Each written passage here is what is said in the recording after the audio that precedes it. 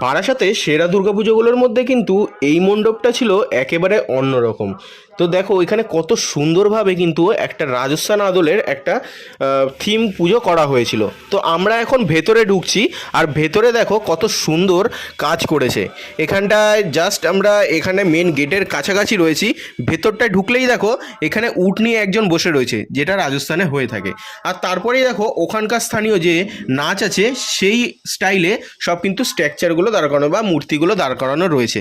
ভেতরটা এত সুন্দর লাগছিল, মানে নিজের চোখে দেখে না এত ভালো লাগছিল। তোমরা যারা যারা গেছো, বারাসাতে যারা থাকো, তারা গেলে কিন্তু, যারা মণ্ডপটায় গেছিলে, অবশ্যই কিন্তু তারা স্বীকার করবে যে বারাসাতের সেরা দুর্গাপুজোগুলোর মধ্যে কিন্তু এই দুর্গাপুজো ছিল একেবারে অন্যরকম। এবার দেখো আমরা ভেতরে চলে যাচ্ছি, আর ভেতরে মায়ের প্রতিমাটা তোমাদের দেখিয়ে দেবো। দেখো জাস্ট কত ভিড় হয়েছিল, কিন্তু সবাই কত সুন্দরভাবে কিন্তু আমরা এখানে পুজো মণ্ডপগুলো পরিক্রমা করতে পেরেছি। এর জন্য ক্লাবগুলোকে অসংখ্য অসংখ্য ধন্যবাদ। দেখো ভেতরটা কত সুন্দর লাগছে, কত সুন্দর হাতের কাজ, আর তার সাথে সাথে মায়ের মুখটাও অসাধারণ হয়েছে। সত্যি আমার তো খুবই ভালো লেগেছে এই প্যান্ডেলটা। আর এখানটায় দেখো কত বড় একটা ঝাড়বাতিও ওপরে কিন্তু সাজানো রয়েছে।